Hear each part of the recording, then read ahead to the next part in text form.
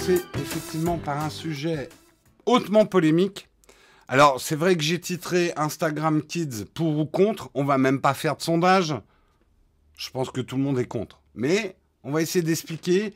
On va essayer quand même de faire les avocats de la défense, un petit peu, ne serait-ce que pour avoir le sujet en complet. Rappelez-vous, en 2018, il y avait déjà eu ce débat avec l'arrivée de Messenger Kids, une coalition de pédiatres, d'universitaires, de psychologues et de psychiatres et de médecins avait signé une lettre ouverte enjoignant Facebook à renoncer à Messenger Kids, les jeunes enfants n'étant simplement pas prêts à avoir des comptes sur les réseaux sociaux, écrivaient les experts soutenus par diverses organisations qui avaient rejoint l'appel. Aujourd'hui, cette même démarche est lancée, cette fois pour contrer les projets de Facebook autour de Instagram Kids.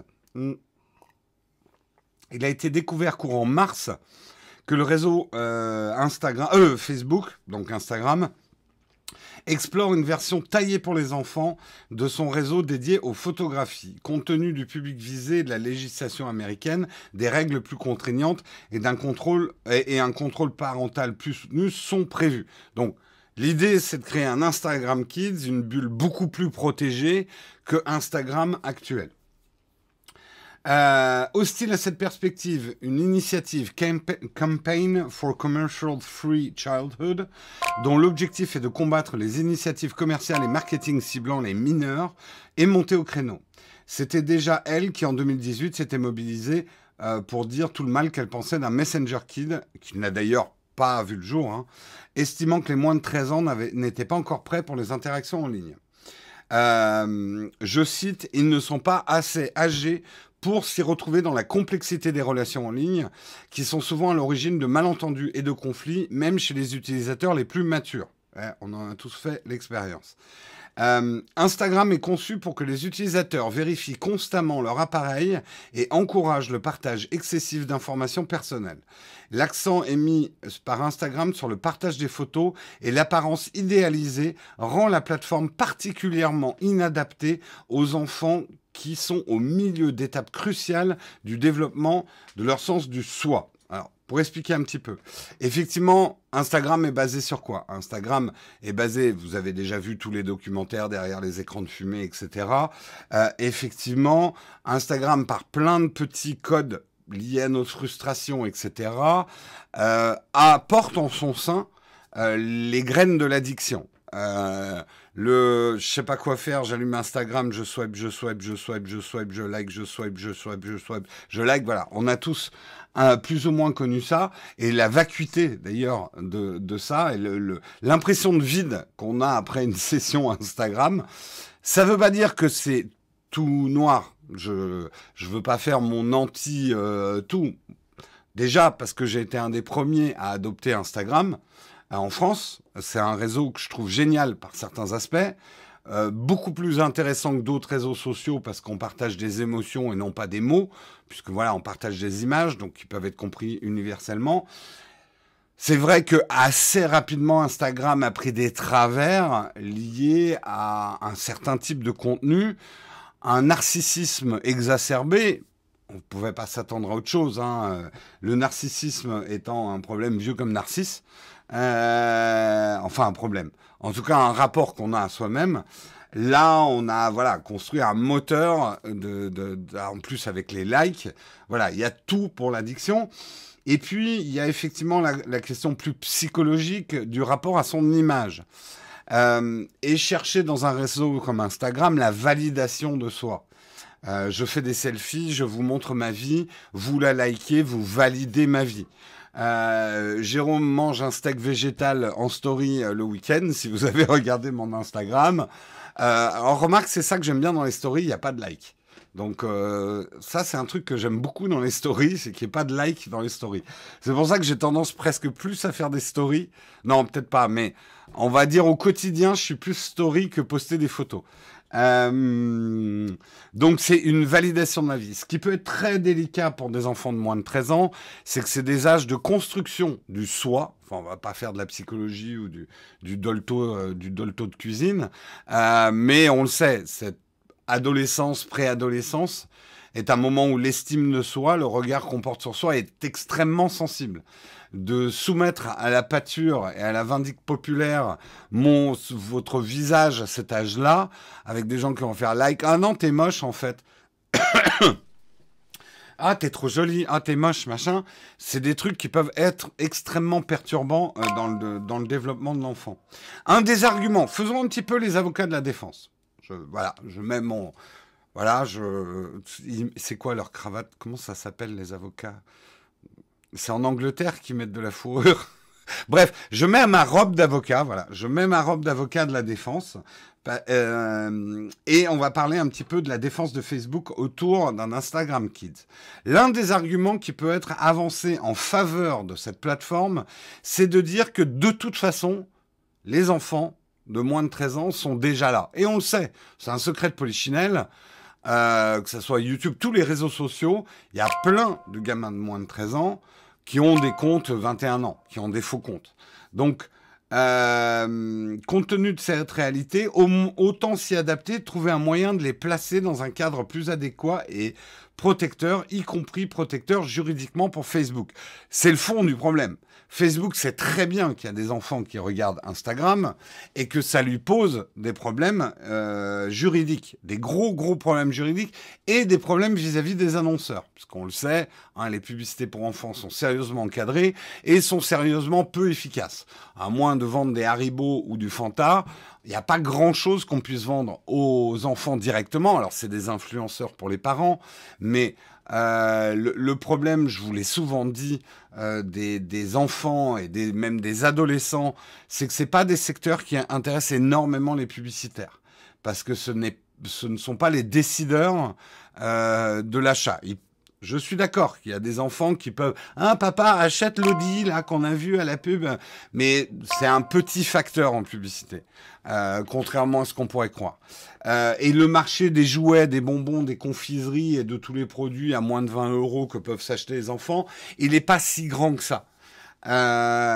Donc ça, c'est un problème pour Facebook, c'est qu'il aimerait bien éloigner en fait les enfants, en tout cas les mettre dans une bulle protégée. Comment inciter des enfants de 13 ans qui ont des comptes d'adultes, qui ont ouvert un compte, déjà en sensibilisant les parents, en faisant de l'incentive aussi pour les enfants, en les incitant à ouvrir des vrais comptes enfants, et également en faisant du contrôle d'identité, du contrôle d'âge.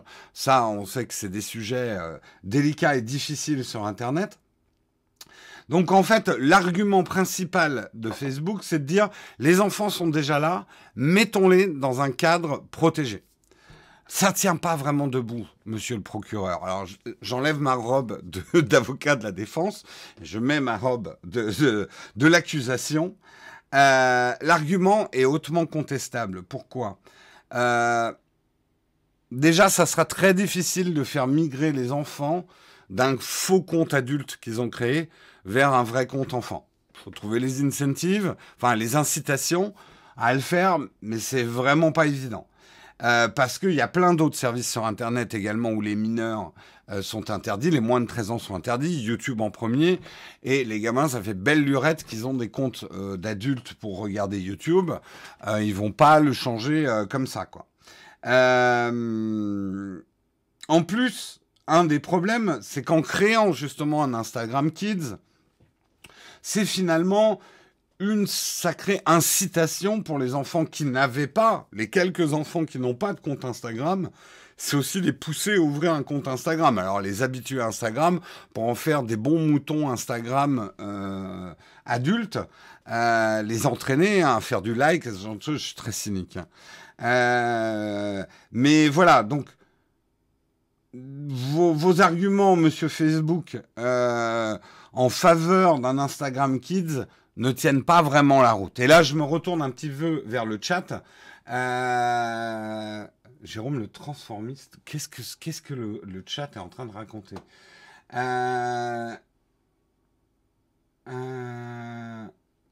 Cigarette électronique, très bon argument. On parle vraiment de contrôle sur un Internet, ça n'existe pas. Alors, on sait qu'il y a des possibilités quand même pour faire un contrôle d'âge. ça risque de poser des problèmes sur la vie privée, il faut qu'on fasse attention. Mais on rentre dans un débat beaucoup plus global et beaucoup plus compliqué de l'identité sur Internet. Il y a du pour, il y a du contre, il y a des dangers, beaucoup de choses. C'est peut-être aux parents de jeter un œil et d'être vigilants sur l'enfant. Oui, mais là, tu es en train de me dire qu'on peut faire ce qu'on veut dans l'environnement. Tout repose sur les parents. Peut-être qu'il faut aider un peu les parents aussi, en ne créant pas des environnements toxiques pour les enfants à tout bout de champ. Voilà, je suis d'accord, il y a beaucoup de responsabilités des parents, mais on ne peut pas tout faire reposer sur les parents non plus.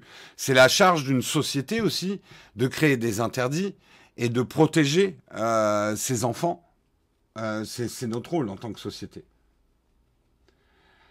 Quid de YouTube Kids qui prépare les enfants à YouTube? Oui, mais de toute façon, c'est un problème assez global et on l'a déjà abordé avec YouTube Kids. En fait, il y a une nécessité, parce qu'on s'aperçoit bien qu'il y a des problèmes que les enfants aient accès au même contenu que les adultes. C'est un problème. Comment faire à partir de là?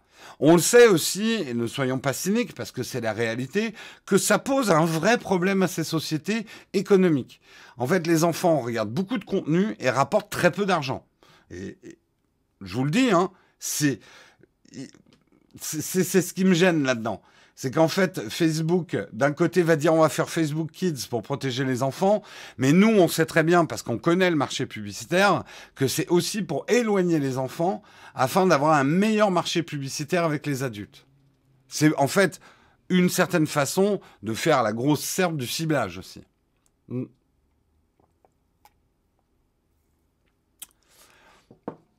On n'a qu'à crever les yeux des enfants.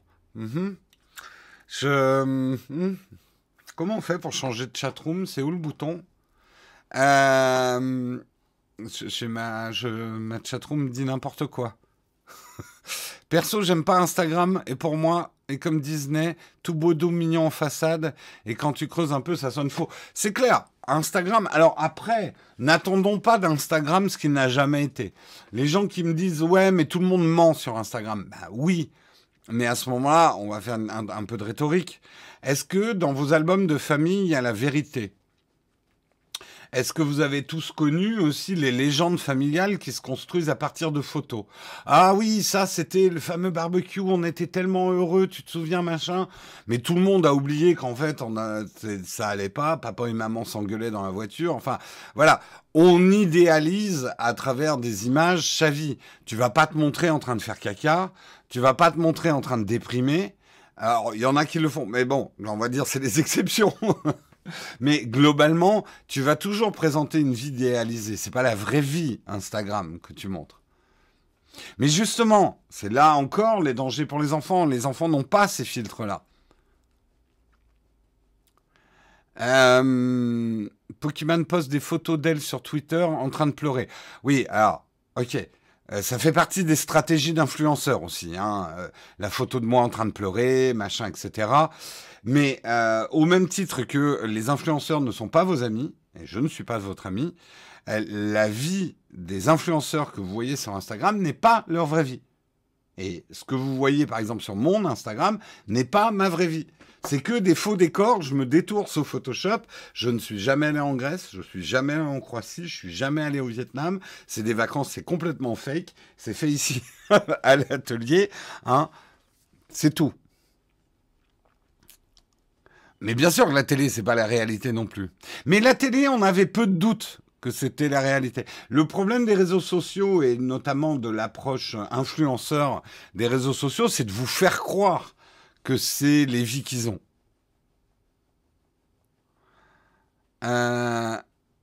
Jérôme, tu es virtuel. Ah ah, grande question. Jérôme, il est en vacances en fond vert. Ouais, c'est exactement ça. Enfin, j'espère que les enfants de 8 ans n'ont pas accès à un téléphone sans la surveillance des parents. Tu vois, faut pas toujours blâmer les parents. Un enfant, c'est difficile. Les parents ici vous le diront. Empêcher complètement à un enfant l'accès à tout ça, c'est pas si facile. Il attend toujours que vous ayez le dos tourné, c'est pas facile. Ah oui, oui, moi quand je me mets au vert, en fait, c'est que je me mets au fond vert, c'est exactement.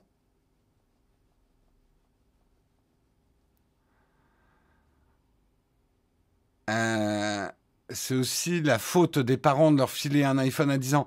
Sois pas manichéen sur Newt. C'est pas, je sais pas si t'es parent ou pas, mais c'est pas facile des enfants déjà de base. C'est pas facile. C'est vachement autonome comme truc. Il n'y a pas de bouton off. C'est constamment en alerte et ça cherche constamment à faire des trucs dans ton dos. À quand une photo de toi, Jérôme, devant un PC en pleurs? Non mais alors, mais je l'ai déjà fait. Regardez mes vignettes. Vous croyez vraiment? Regardez la dernière vignette du highlight du mug qu'on a fait. Je suis comme ça. Vous croyez vraiment que c'est la tête que je fais quand je découvre la news? Ou quand je fais je réfléchis. Oh, je suis triste. Eh non, c'est de la commedia dell'arte. Mais c'est pas grave. C'est du, c'est du théâtre, c'est du showbiz. Mais je pleure pas vraiment hein, quand je suis comme ça sur une photo. Hein. On est même obligé de m'ajouter des fausses larmes. Euh... Acteur studio sur 20, ouais. T'es resté combien de temps dans les cours Florent, Jérôme? Mais c'est surtout les gosses qui disent Papa Samuel ou Sylvia, ils ont un portable ou un iPad. C'est dur, mais on tient bon. Ouais, non, mais en plus, leur environnement a peut-être accès. Enfin, c'est difficile. Et puis se pose aussi toute la question par rapport aux enfants. Est-ce qu'il faut pas non plus. Est-ce qu'il faut les empêcher? Alors, ça dépend des âges, je pense, mais empêcher jusqu'à 18 ans d'avoir un smartphone, est-ce que c'est les préparer au monde dans lequel ils vont vivre? Je sais pas. Et alors, franchement, je me permettrai jamais de donner des conseils d'éducation aux parents. Mais jamais. Il n'y a rien de plus détestable que les gens qui font la morale aux autres. Donc ça, jamais, quoi.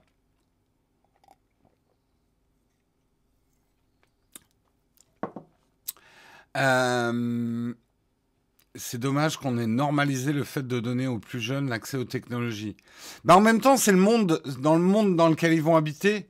La technologie va être très étroitement liée, et encore plus qu'on ne le croit, à leur vie. Donc... tu sais, alors là encore, hein, on va faire les vieux cons, mais à l'époque où on a inventé le téléphone, je suis certain qu'en faisant un peu de recherche sur Internet, vous allez trouver des articles sur la dangerosité du téléphone pour les enfants. Et ils n'avaient pas complètement tort. Il y a des trucs, est-ce qu'on doit laisser un enfant avoir accès au téléphone Voilà. Télévision, pareil. Moi, je viens de la génération où la télé pour les enfants, oh là là, les bastons avec mes parents, la guerre, c'était la guerre pour la télé, quoi. Moi, j'ai connu chez... Ou alors je sais plus si... Mais j'ai connu chez certains de mes amis des meubles télé qu'on fermait à clé. Et alors, on allait piquer la clé. Enfin bon, bref, comme tous les gosses, quoi. Et ils avaient pas complètement tort. Regardez, la génération télé, ce que ça a donné, quoi. C'est pas génial.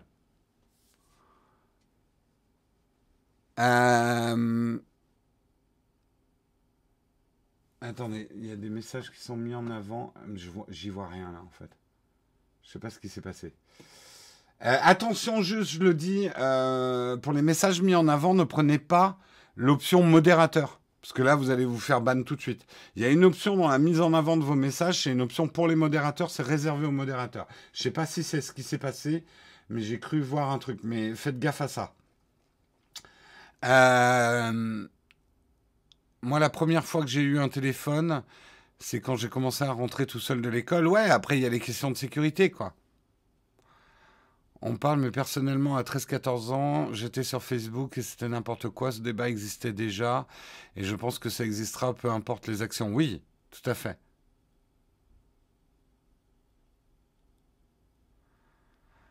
Euh, Merci, Monster. Alors, voilà.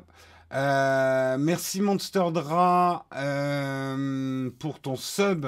Merci Christophe Champagne pour ton prime. Merci Yotu 974 pour ton prime. Merci Neo 9256 pour ton prime.